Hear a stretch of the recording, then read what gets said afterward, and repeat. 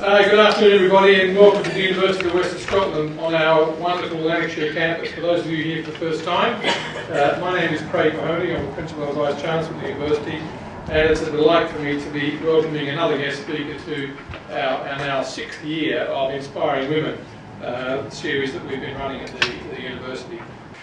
This is our relatively new, I can still say it's new, I don't know how many years we can say that, but our new campus here in Lanarkshire. If you were involved in the university prior to now, we used to have a site, we still do, in the middle of Hamilton, on the old Bell College site. And in August this year, we took over this campus, started delivering teaching there on the 13th of August, and we've been delivering here ever since, which is only 3 months, I appreciate that. But it's been an exciting journey. I think students and staff who are located on the campus give me some positive feedback. If there are things you think we can improve, then let Gillian know, she's sitting up the back there. I'll devolve it to you, Gillian, thanks very much. £110 million worth of investment here, and I don't make that statement merely to identify how much money it is, but really because it's an example of a modern learning and teaching and research and enterprise environment which the university is extremely proud of. And if you've been on the campus before or that you are new here and have a wander around, you'll see that we've tried to create innovative and different spaces here. Now, this is a lecture theatre, this is pretty typical, and we've been using spaces like this since 1340, so these are pretty outdated. We didn't have Martin on camera, we didn't have screens at that time, and most people were still awake, which you still are at the moment. But these are dated environments for delivering learning and teaching, and one which personally I don't have a lot of support for, which is why around the campus there are lots of flexible spaces. And we saw the students performing this morning in the street. In fact, the very first day of us taking full possession and starting teaching on this campus, we had a major problem the night before with a water leakage which took out the first building on the other side. And so all the spaces that were intended for teaching couldn't be used on that first day, in fact the first couple of days. And I happened to be here that day and saw classes taking place out where you were performing earlier. A small group session being taken by a member of staff who had no other space to go to, so they used the space. And this is trying to develop the learn anywhere, learn anytime concept. I'm extremely grateful to AKP, who's got a stand out there. Please go and speak to our colleagues from AKP before you go. Are they in the room at the moment? AKP, where are you? There you are, sitting in the front row. Excellent. AKP helped us kit out this entirety of campus so that the features that you see here are the responsibility and to the gratitude of us from AKP. But they're running a stand out there and they're sponsoring the Inspiring Women series. We're extremely grateful for you being involved in that way, so thank you so much. Can I then just say a few things about the university? The Inspiring Women series I started, and it was me that started it 5 years ago, with an attempt to bring in some inspiring women outside the university who've done amazing things in their lives, and for us to hear about their story, for us to hear about their journey and the way in which they had experienced hurdles, as we all do, but how through adversity and through challenges and through determination had achieved and reached the point of where they are in their careers now or their lives now, which of course isn't the end point, there's always more. And the purpose of it was specifically for women. I was concerned that in the university there were very few women in leadership positions, and I couldn't really understand why. When I looked at some of the data, it bothered me a little bit. I'm somebody who's personally very committed to equality and diversity, and there are 9 points of equality and diversity. And so whilst gender is one of them, it's only one of them. And so I make that point because whilst this is an Inspiring Women series deliberately focused on encouraging women, the other 8 points of contact are equally important to me, and I will never deflect from one in preference for the other. So there are 9 aspects of equality and diversity that we are absolutely committed to here, and I personally have a zero tolerance to any levels of discrimination or concern that I see around that. What does it mean though? And when we look at the room here today, we see a lot of women, we see some men, I'm pleased to see you here. What does it mean the university can do? Well, it means the university can be bigger and better, and we look at the metrics around this. Our world ranking is going up, our national ranking is going up, our achievement of student completions is going up, our employability rates are going up, positive destinations are going up. This is all thanks to the fact that we're becoming a more diverse university, in my opinion. And I'm extremely grateful to my colleagues out here and those not here today who are putting in all the hard work that is trying to support what I want for the university and what I've tried to encourage the university to pursue through the corporate strategy. But we always place our students first, and so students here today is great. But let's now move on to Shona. Shona is part of a list of wonderful, inspiring women we've had over the years. Shona McCarthy was born in Northern Ireland. She grew up there, having worked and lived in Northern Ireland for 9 years and had 2 children born there, it's a place which I personally love and cherish very much and enjoy going back. She's a graduate from the University of Ulster, where she studied film and media. She's passionate about internationally focused cultural projects, and her early career involved projects such as director of the Foyle Film Festival, chief executive of Cinemagic, an international film festival for young people. She was chief executive of Imagine Belfast 2008. She was responsible for leading the London Dairy Year's inaugural UK City of Culture, something which Paisley pursued for 2021, and Shona was helpful in helping us build our project toward that. We weren't successful in Paisley, but nonetheless the journey was very useful and the legacy of that is still in place. She's a director of the British Council in Northern Ireland. She's chief executive of the Culture Company. She's chair of Walk the Plank, a Manchester-based arts and culture collective, chair on the OEM Music Centre Belfast, a hub for music development, production and performance, and recently worked as a freelance cultural consultant, which was part of what she did with us in Paisley. She received a Nesta Cultural Leadership Award and the Eisenhower Fellowship for Innovation 2014, and of course she is the CEO of the Edinburgh Fringe, the largest festival of its type anywhere in the world, and I'm sure that will feature as part of her discussion with us today. Shona McCarthy.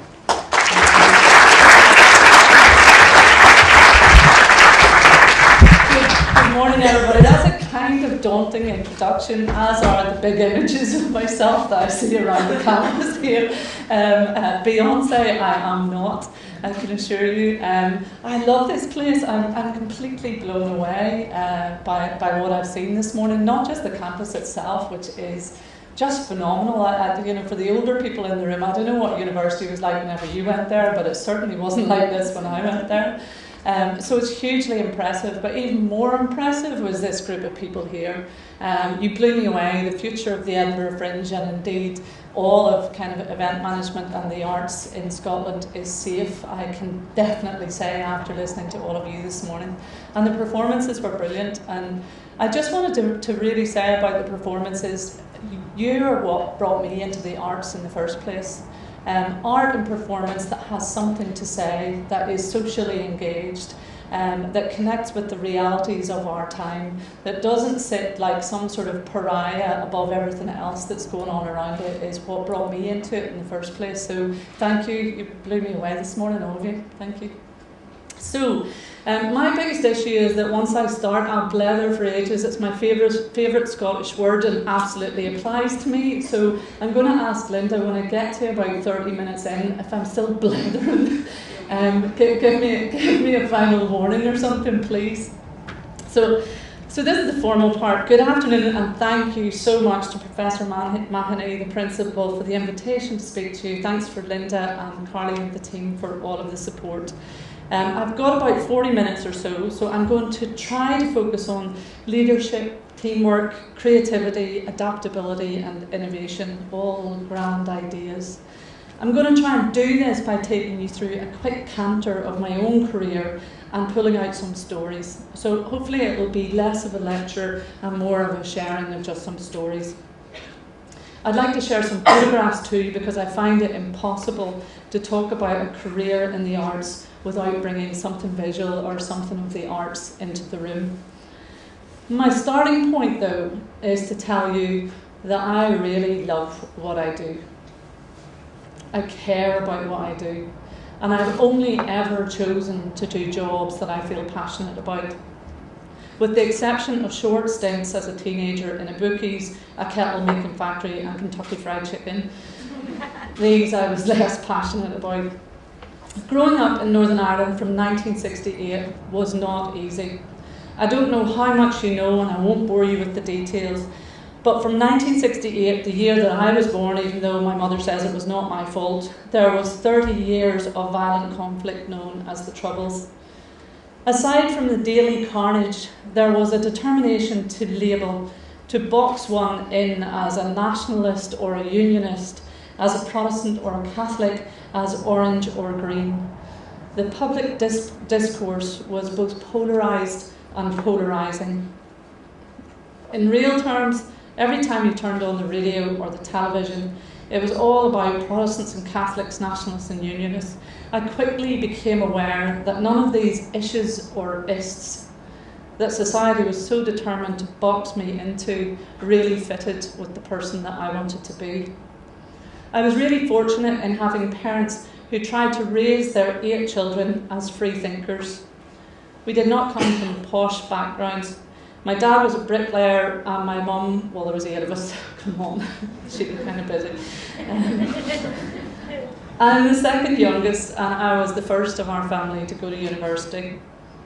Music and books and dance and film and performance and art in all its forms became a route to otherness for me, to self-determination and new forms of communication and new ways of looking, seeing and understanding.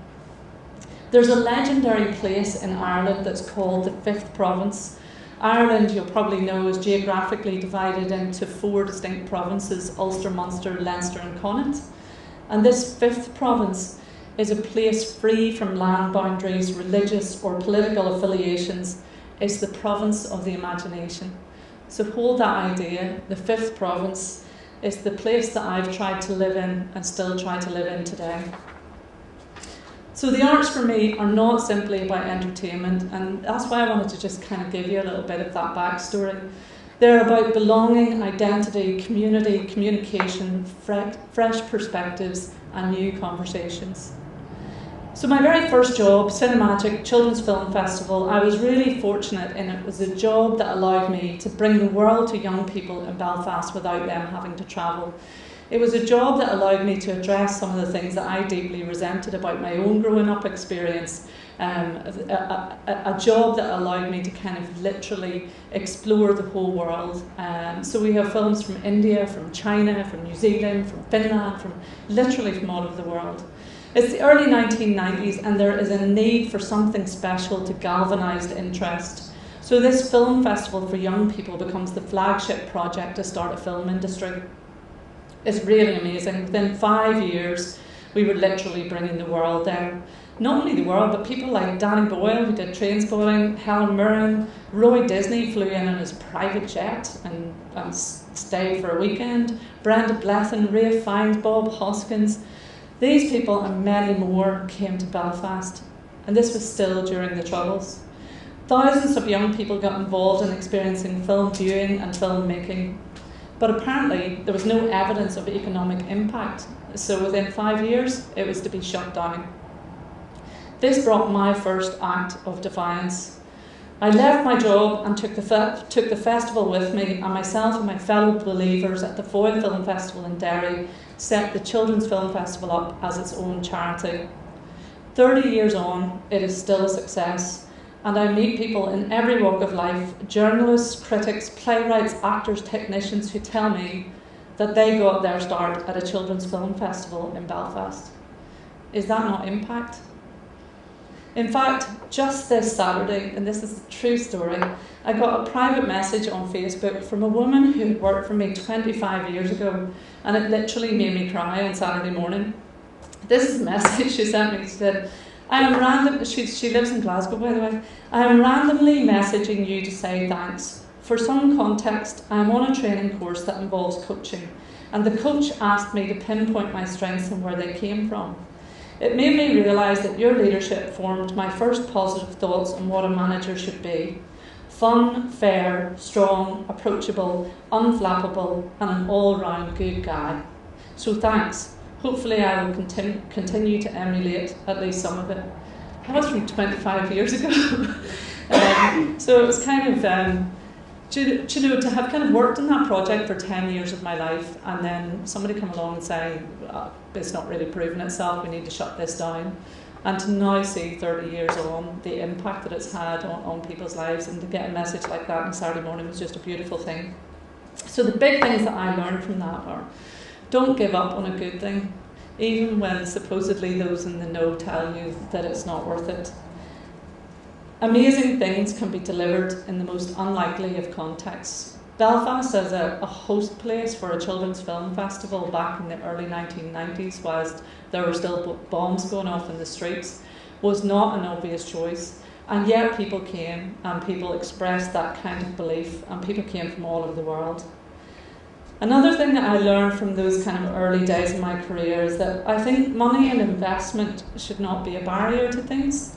I think money and investment follow clarity of vision, belief, good ideas, and a proven ability to translate ideas into delivery.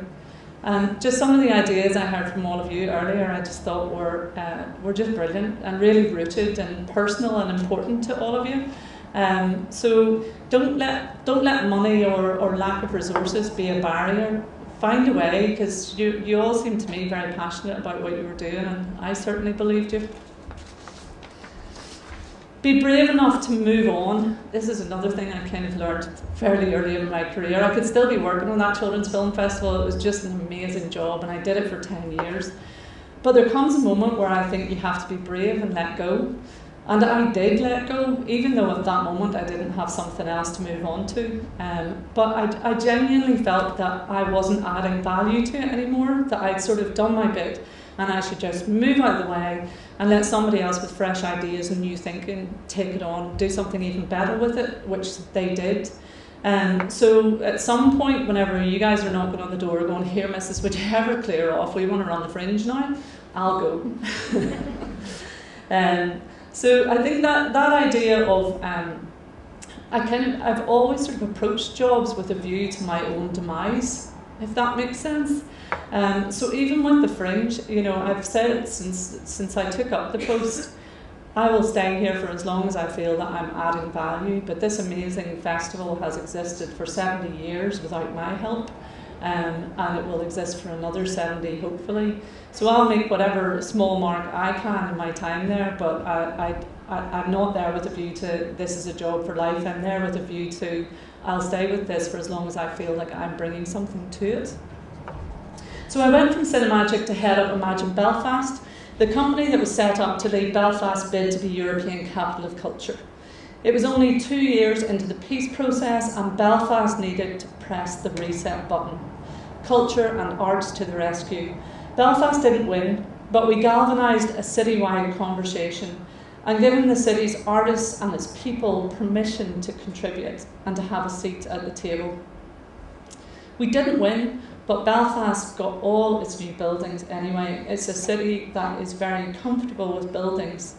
Support for programming, content, people and ideas is a wee bit more challenging, and we're as good at supporting those as it is supporting buildings.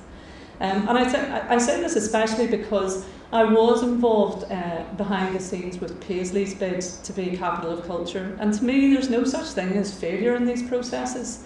The actual journey itself gives you such a deep delve into what is the cultural DNA of your place, what are the things that really matter about it, and it opens up a conversation for all of the citizens. So I'm a huge supporter of Paisley. It blew me away arriving in that town kind of with Glaswegian taxi drivers telling me to turn and go back instead.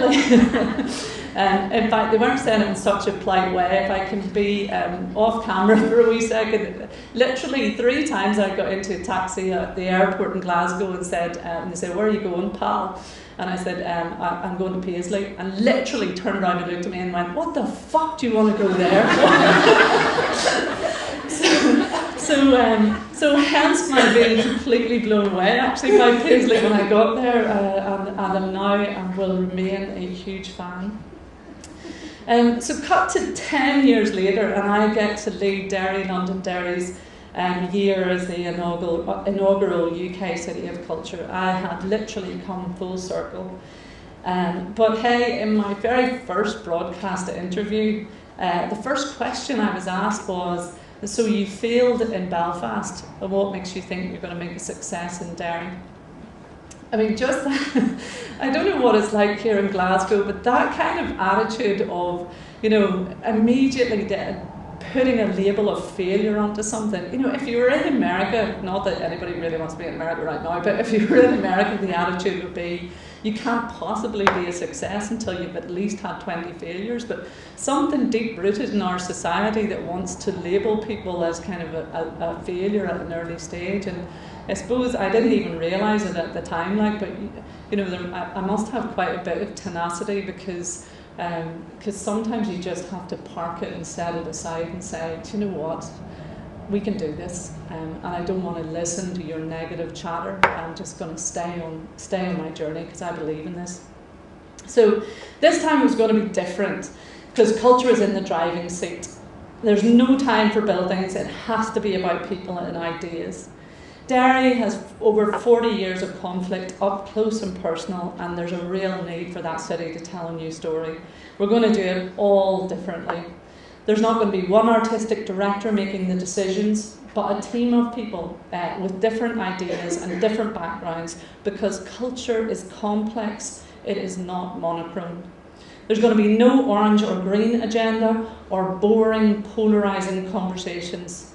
There's going to be no limiting definition of art or who or what is in, what is out, what is art, what isn't art. All of those also polarising conversations that can completely distract from your purpose. It's going to be about a whole city, a shift from people being passive consumers of art to active participants in creativity. The scale of the challenge was absolutely enormous. One of the things that happened in the lead up is a bit of the equivalent of your Glasgow taxi driver story for Paisley.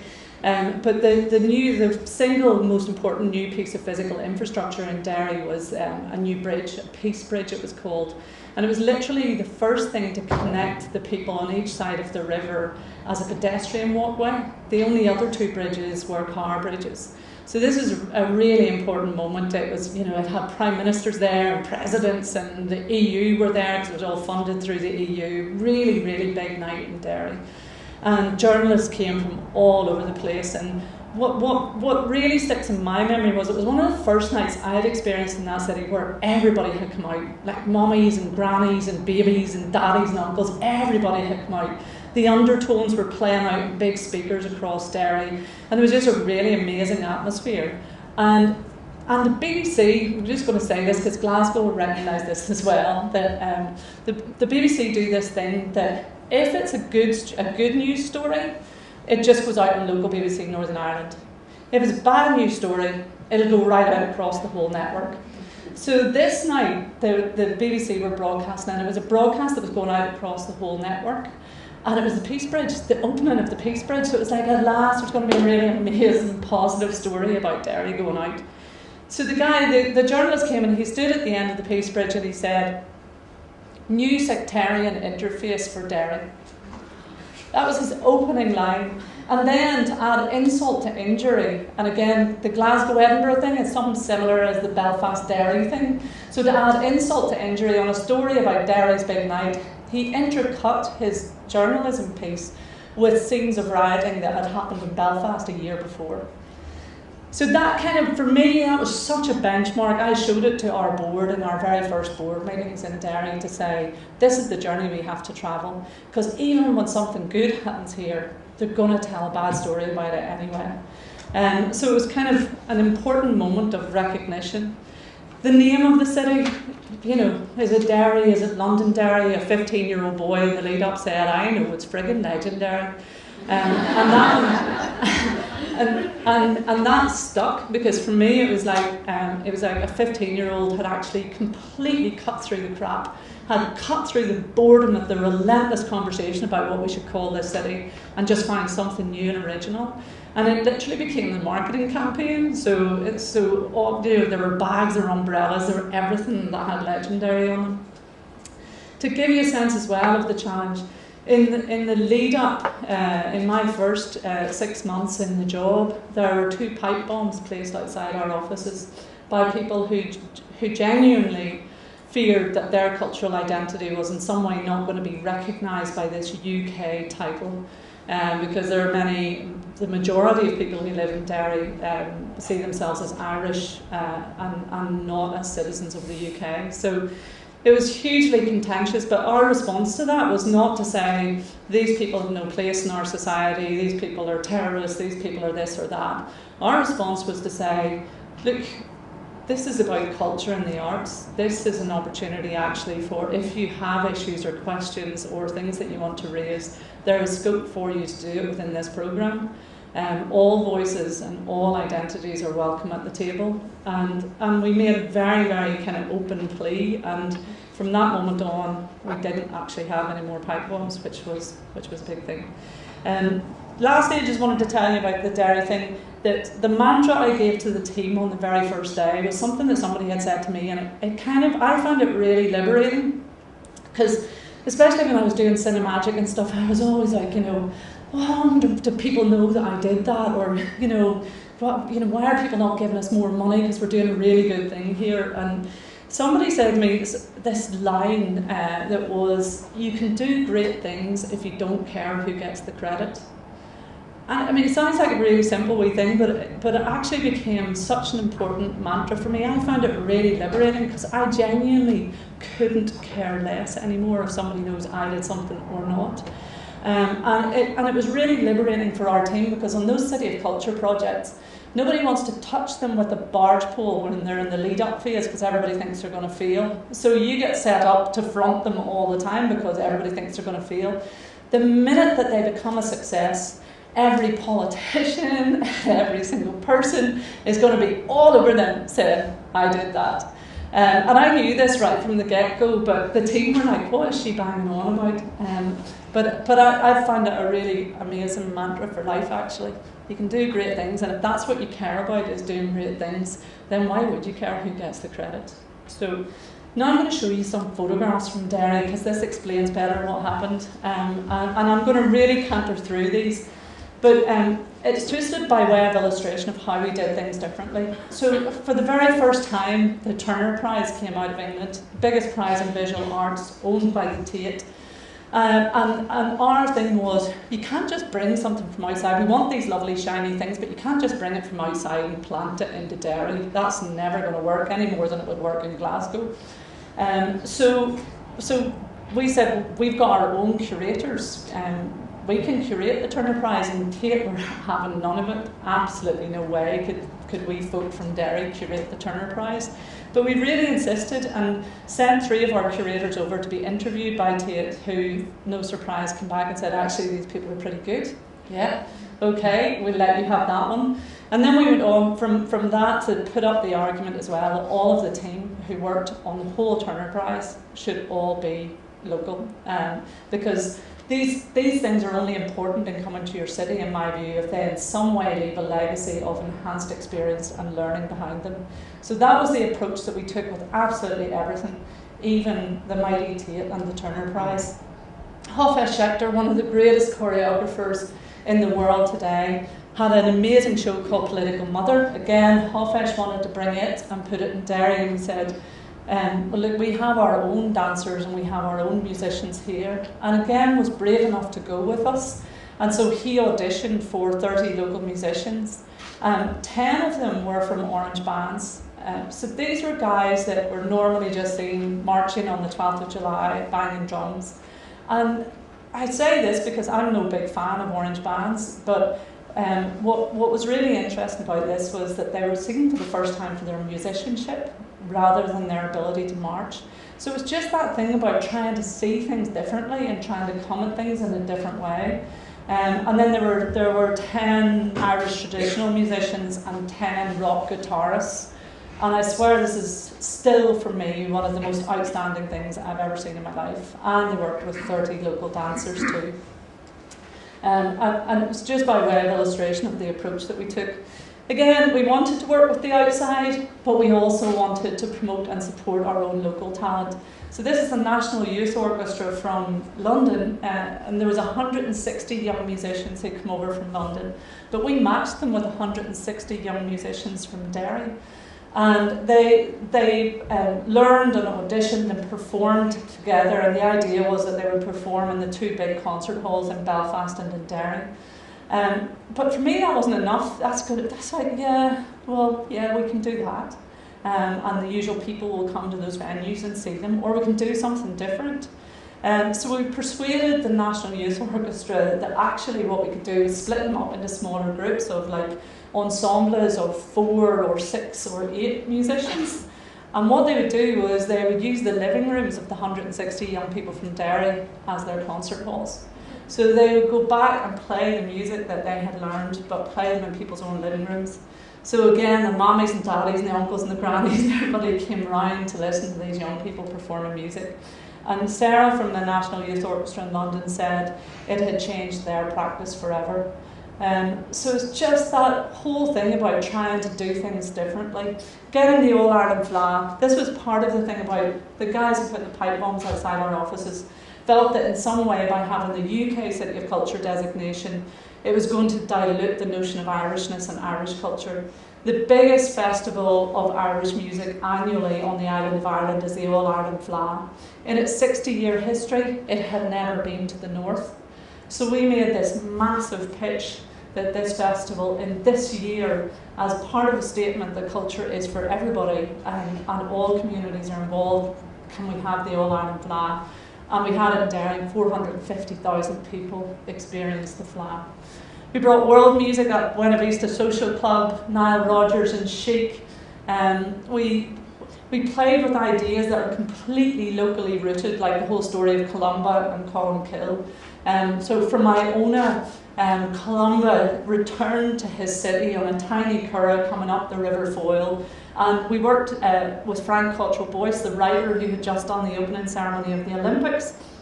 And Frank's obsessed with the lives of the saints and had discovered somewhere in the annals of Columba that he had done battle with the Loch Ness Monster and sent the Loch Ness Monster back under the loch. So we stole your Nessie, there was no shame.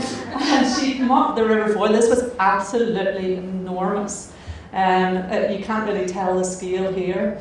But when Columba came back, we worked with 1,000 local people to tell the stories of what had happened in the city since he had gone. One of the things that had happened was Amelia Earhart had landed there, well, accidentally rather than on purpose. But hey, it was another good story. There had been a huge shark that had come up the River Foyle. And this is the Peace Bridge that I was telling you about earlier. So Columba went out from the Peace Bridge with all of the choirs of the city lining the bridge, singing him out to do battle with your Loch Ness Monster. And battle he did, but instead of the Loch Ness Monster being vanquished, was transformed into 4 beautiful swans. So we didn't kill Nessie. Music City Day, this was the 21st of June, the longest day of the year. Everybody came out this morning to literally sing in the dawn at an ancient fort in Donegal outside of Derry. We had no idea how many people would come. We wanted the whole day to be about music and about local people, because it's a really musical city, about local people coming out and having a chance to perform. So we thought, well, let's start as we mean to go on. And we just did an open call for people to come and sing in the dawn. And literally hundreds of people showed up at an ancient fort at 4 o'clock in the morning to sing. And then when we came down from the ancient fort, there were these 13 hot air balloons that aren't just hot air balloons. There were massive speakers attached to each one of the balloons. And the idea was that we would wake the city up to orchestral music. So it was quite literally a sky orchestra that floated across Derry, and the balloons were reflected in the river. And woke the people up to the sound of music, quite literally. And I was in one of those hot air balloons, and I can tell you that Protestants definitely get up earlier than Catholics. This is every time I think of the City of Culture Year, I think of this, because I don't know whether it was just Derry or whether it was just an absolute hunger to reclaim the public realm and to come out and be joyous. But everything that happened in the city, people just came out and had a ball. And when I think back on it, this is what I think of. And see, all those buildings you see in the background there, that was a former military barracks. So that had been shut off to the people for years and years, and suddenly there was this huge new space that people wanted to reclaim and give a positive story to. That's the same buildings in the background there, and more events and performances. You see just thousands of people coming out. We went back to the heritage of the city, the history of the shirt factories and women working in the shirt factories, the well-known song that Phil Coulter wrote, The Town I Loved So Well. Literally, it was the women who went out to work and the men who stayed at home. So we reclaimed some of the shirt factories and put installations in, and then re-employed some of the women who had worked in them to create new forms of art and new forms of fabric and materials. As a result of women working in the shirt factories, there's a real thing with Derry women about getting dressed up at the weekends. Like, it must be that kind of history of being, you know, all dowdy all week and working and flipping out factory, and then at the weekends coming out and just going for it. And that is still like that today. The first time I went up there, I was a grungy student, and I felt totally out of place because I didn't have my fake tan on, my hair done and everything. But so this group of 4 women came into our offices one day and they said, look, we want to be part of the whole City of Culture thing. And we said, well, what do you want to do? And they said, well, you know the way everybody buys these wedding dresses and you wear them once and then they get hung up and cost a fortune and you never wear them again. What about as a big charitable event if we got as many women from across the city, from any age group, to put their wedding dresses back on and come out and we'll do it as a fundraiser for charity? So quite literally, one Saturday morning, 1,200 women. And the reason I show this slide is because it's about that whole thing about what defines art. Like when Artichoke, one of the big companies, one of the big London-based companies did that project last year, I'm sure many of you were involved in it, to celebrate women's emancipation and women getting the vote. And they called on women from Scotland and from London and from Belfast and from Cardiff to come out and march to commemorate women getting the vote. And because a company funded to do that did it, it was called art. But what is the difference? Why is this not art? To me, this is art, and it was one of the things that I loved about the City of Culture in Derry was that we didn't become these kind of rigid curators telling people what was in and what wasn't. And this was just joyous and fantastic, and there were 1,200 women there that morning from 18 to 80. And there was actually one real bride in the middle of that who was really forgiving. We transformed buildings using light installations. This was with Artichoke, that very company I'm just talking about, who are brilliant. Incidentally, I'm not anti publicly funded art. I just think all of it is legitimate and all of it is valid. They did these beautiful, beautiful sculptures because the River Foyle has it. Some of you were talking about mental health and the big issues around mental health that seem to be increasing in our society. There's a big history of suicides in this river, in the River Foyle. So these were just kind of beautiful light sculptures that spoke in some way that kind of spirit of the people who've been lost in that river. We transformed a public park with this massive fire garden. Just public spaces changed in amazing ways. The entire city was the canvas for the City of Culture year. We built bridges, literally and metaphorically, reimagined home, celebrated joyously, and we danced, and we danced, and we danced. So that was Derry. And I'm just going to show you a couple of pictures here because this is what it looked like in 1968, the year that I was born. So there's just a kind of journey travelled there that I think is just vital and amazing. This is what that military barracks looked like before, and what actually, when you get behind the shiny surface of the centre of Belfast, which still huge swathes of the city, looked like this. This was an exhibition that we did of this photographer from 1969 who'd taken this series of photographs in a bombed out Derry. And this one took up the whole back wall of the exhibition.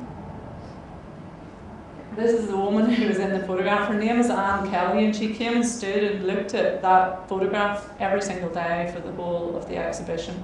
And she said she could remember that she was wearing sparkly shoes, but she couldn't remember the photograph being taken. But that's Anne in the same street today. So this is the sort of stuff that people measure a City of Culture on. How much economic impact did it have? I'm not going to bore you with any of this. It had lots. There's big numbers there. But the bigger impact, in my view, was it was the most peaceful year ever in the city. There was a positive perception of Derry and the region presented to the world. There was a transformation from a dark place to a beautiful place, and most important of all, the confidence and sense of pride that it generated in local people about their own place. What happens next? The culture company was closed down as soon as the City of Culture was over, and many of the team had to go overseas and seek jobs. The budget for the arts was cut by 40%, and the words culture and arts were removed from Northern Ireland's government department structures. I'll just leave you with that. So, to the Fringe. You can ask me questions about the other stuff. So, the Edinburgh Festival Fringe. The role of the Fringe Society and the Chief Executive, not of the Fringe, but of the Fringe Society. We don't run the Fringe, we don't direct it, we don't curate. Our job is to support the artists, creatives, venues and promoters who want to put work on in Edinburgh, and to help the audiences who want to see that work to navigate the programme and the city.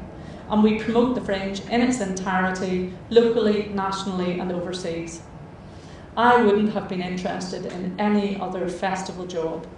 I need to tell you why this festival. I took up the job in March 2016, and I spent the first months listening, questioning and learning. My only interest was in where I could add value. And I'm going to tell you, there was a guy from Edinburgh who said to me about 3 or 4 weeks into the job, because as well as hearing about all the good things, I was also hearing about all the challenges and stuff, and he said, oh, you know, you need to make the changes you're going to make in the first 3 months. Everybody knows that. You know, if you don't make them in the first 3 months, there's no point at all. And I just thought, what a crock. I mean, seriously, this is a kind of myth that's perpetuated all the time. You know, this kind of nonsense, it's a kind of macho thing. So if somebody comes off that to you, just let it slide. Because in my view, until you really understand something, until you've actually spent the time listening, learning, especially something that's been going for 70 years, how could you possibly just come in and start making decisions about what needs changed or what needs done within your first 6 weeks? It's just crazy. So my first interview, again, I don't know what it is with me in first interviews, but I was doing my very first press conference for the Fringe. And I wish I'd brought the programme with me, but I'm sure you've all seen the Fringe programme. It's like this size. It's absolutely massive. In that year, there were 3,500 shows or something, and I had gone through the whole programme from cover to cover, and I was just blown away. But things like the sort of stuff you were doing your show about this morning, content that was real, content that was contemporary, that was talking about issues of our time, and they were doing it through cabaret, through music, through spoken word, through comedy. And I come into this press conference absolutely filled with just, oh my God, I cannot believe I'm the chief executive of this most amazing thing. And there were 10 journalists, all male, and the first 5 minutes I was going, really? What? Because all they wanted to talk about was the numbers. They just wanted to ask me questions like, oh, I see there's 20 more comedians this year than there was last year, and I'm going, there's 900 comedians, who cares? What? And that was the way it went for about 5 to 10 minutes. And then I kind of did the Northern Irish thing, and I got a handbag over my shoulder and I started walking and said, look, this is the most boring conversation we could have about the most interesting festival I could think of being involved with. And they kind of laughed, you know, and then one of the guys, Mike Wade from The Guardian, said, look, Shona, the reality is that's what the Fringe Society has been giving us for 10 years. And when I look back over the press releases, all it had been about was the size. Biggest, greatest, bestest. It was all talk about numbers and about size. And the size of the Fringe is impressive. But God, it's not the only story. So again, that gave me a sort of benchmark of what the challenge was. And I thought the challenge was to put the content and the purpose back front and centre. The artists, the creatives, the stories, the voices, the new ways of seeing and communicating ideas that is this extraordinary festival. So as I came in, we were just coming up on the 70th anniversary. And so we decided to use this as a real moment, to use the 70th anniversary, to look back at what was best about the Fringe, to celebrate what is good now, and to project to the future and how it can remain relevant, connected, and vital for the artists who take the risk to perform there and the audiences who come to experience it. So we went right back to the founding principles. I mean, do you know how the Fringe works and what it represents? It's open access, and that means that we don't select or curate. Anyone with a voice or a story that they want to tell can participate in the Edinburgh Fringe. This extraordinary innovation emerged 70 years ago with just 8 companies, 6 from Scotland and 2 from England. They had been rejected from the first international festival, but decided to perform anyway. So the starting point of the Fringe was in itself an act of defiance, an act of politics.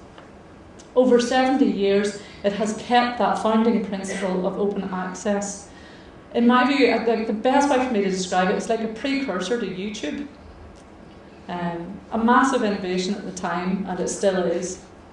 So the 70th anniversary then became an opportunity to review the narrative in response to the wider sort of geopolitical landscape, Brexit and ISIS and Trump, to position this festival as the world's not biggest festival, but the world's greatest platform for creative freedom of expression. Uncensored, without barriers, international, outward-reaching, risk-taking, to celebrate Edinburgh, Scotland, London, Ireland, the UK, and the democratic principles that underline these islands internationally. Well, we hope. So there was really kind of 3 key areas that emerged for me in that first year in the job. And one was about, in all of its internationalism, in the 70th anniversary, we had 65 different countries represented at the Fringe. And in some ways, that's an amazing thing. But we'd sort of, you lost a sense of its connectedness to Edinburgh and to Scotland in the kind of international clamour of it all. So one of the big challenges I felt was to be locally connected, rooted into the city, tied into the wider cultural landscape, connected to Scotland's schools, colleges, creative pathways so that young people performing here today can see themselves in the Fringe next year or the year after that. Learning and partnerships. So we decided in that 70th anniversary year, one of the ways to do it was, one of the things we have at the Fringe is a huge amount of data about where audiences come from. So using all of the kind of postcode information that we have, we did a huge sort of Google map of where our audiences were coming from for the Fringe, and more importantly, where they weren't coming from. And no surprise, when you saw where people were least likely to come from, it was the areas of highest social deprivation in the city. So we did the simplest thing we could do in that first year, and that was we took £50,000 out of our capital reserves and put it into literally buying £50,000 worth of passes for people from those areas to be able to access the Fringe. How did we do that? We then looked at who are the community groups, who are the charities in these different parts of the city. So we identified 26 charities, and that was everything from Sikh Sanjog to Young Lesbian and Gay to Elderly Care. And we said, look, you know your communities, we don't, and we don't pretend to. But we've got this £50,000 worth of passes, unlimited. We don't curate, you choose what you want to go to. And we gave the £50,000 out through those 26 charity groups. And it wasn't even about the giveaway. It was about actually a way in to start a conversation with 26 groups about how this incredible resource of the Fringe can benefit more people least likely to benefit from it in the city. So we've committed now over the next 5 years to increasing that to £100,000, but more importantly, the 26 charities has now increased to 31. They had 78% of that giveaway was taken up in the 70th anniversary year. And they told us whenever we met with them that the only reason the other 22% hadn't been used was because they were being thrifty, and we hadn't said it all needed to be used in 1 year. So they were holding some over for the following year. But the feedback, honestly, and the responses that we have got for that one single, simple initiative has just been phenomenal. They now have their own Facebook group. They're all connected in a way that they weren't before. Already, a subgroup of the Young Lesbian and Gay organisation came to the Fringe in 2017, saw themselves represented on the stages for the first time, saw stories about that reflected in some way their life experiences, and then came back the following year with their own show. And that's just one example. So already just one simple project like that has just transformed our relationship into the city, and we've now committed to working with those 31 charities for the next 5 years to really deepen that relationship and see how we can actually bring performing arts to them if that's what they want, or bring young people to us. It's up to them. Internationally, we did an analysis of how many countries, where they were from. We did briefings with consuls, and are committed to removing barriers and to ensuring that with Brexit and everything else that's happening in the world, that we still remain an accessible festival no matter where you're from or what country you're from. We're doing visits and roadshows in key locations. We've worked out at last how to do webinars. So we do about 12 webinars a year. We have people from every continent, practically every country, tapping into how to do the Edinburgh Fringe.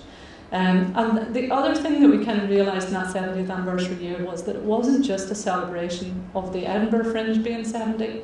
There are now nearly 300 Fringe festivals around the world, and they all look to Edinburgh as the starting point. So the whole concept, the whole idea of Fringe started in Edinburgh. So what did we do? We went, oh, Jesus, this is irresistible, like the power of a network like that. And there were people that I had met who were from New York Fringe and from Orlando Fringe who were literally in tears because Trump had, and sorry for anybody who's a Trump supporter, but they were in tears because he had been voted in. And I was like, well, we're not powerless in these situations. Is there something that we can do as a collective, because there's nearly 300 of us now? So we come up with a really simple thing in the 70th anniversary called World Fringe Day. Again, there wasn't time to come up with something more deep and meaningful. So we launched World Fringe Day on the 11th of July in 2017. And it was an open invitation to those other Fringe festivals around the world to do something to celebrate the idea of freedom of expression, to celebrate the idea of giving a voice to people through creativity. We had 32 million hits on that one day, a reach of 32 million people. We were trending highest in the UK. It was just a simple but powerful thing to kind of connect voices. The other thing that I kind of learned in that first year was, and I was really struck by what Craig said this morning about this whole space and the way the university is working and the way the direction of travel you want to go in, because I felt the Fringe was quite hierarchical. The Fringe Society was quite hierarchical when I went into it. Decisions were made on quite top-down basis. So I wanted to make an organisational shift that was about empowering all of the team, how to have innovation, adaptability, creativity. So I started to kind of, any new recruitment processes, to recruit for staff who have ideas, who are creative problem solvers, and to develop leaders who are enablers and not egos, that can empower and develop their teams and have the confidence not to present everything as their own. And so we've got a whole different way of working now, a whole different cycle of planning that involves everybody on our team, and it gives everybody a sense of ownership. I'm going to finish up really quickly because I know I'm now at the blethering point. So as I've said, the Fringe is unlike any other festival in that it is largely self-financed by those who take the risk to make and show the work. It is made up of hundreds of parts. All are important. It is a wonderful balance of ticketed venues, street performance, free shows, pay what you want shows, from the new discoveries to world-class established artists. It is the sum of these parts that makes this festival distinctive, inclusive, extraordinary, and with something to say in the world. I am in the privileged position and acutely aware that I am only the latest custodian at the Fringe Society. I care deeply about the role festivals play, both in the wider cultural ecology and in the lives of our citizens. The innovations during my time at the Fringe will be driven by a desire to make the festival better for performers and better for audiences who want to experience their work. This was the very first Fringe programme, by the way. When you look at that and the kind of telephone directory of a programme that we have now, that kind of shows you the journey travelled. At the heart of the Fringe is the idea that everyone with a desire to perform and a venue willing to host them is welcome. And our blueprint for the future identifies new approaches to ensure that anyone can participate regardless of their background, from driving down the cost of attendance to engaging young people in the arts, enhancing our street performance space on the Royal Mile, to reaching out to underrepresented groups in Edinburgh and further afield. We want the Fringe to be the greatest festival on earth at which to perform and produce, to run a venue, to develop a career, to see a show or discover talent. Why? Because we believe in the power of arts and creativity to connect, to create empathy, to explain, to unravel, to give new eyes to old problems, to give voice and to tackle difficult subjects in illuminating ways. I want to leave you with a final thought. The Edinburgh International Festival was set up in 1947 to reconnect Europe after the horrors of war.